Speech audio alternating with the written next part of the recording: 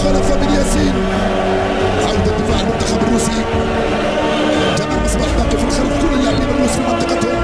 ياسين ابراهيم يرفعها الى جول جول جول جول جول. يا اسلام الله اكبر الله اكبر الله اكبر الله اكبر يا اسلام. قلت لك بانني رسول في روعة الادب.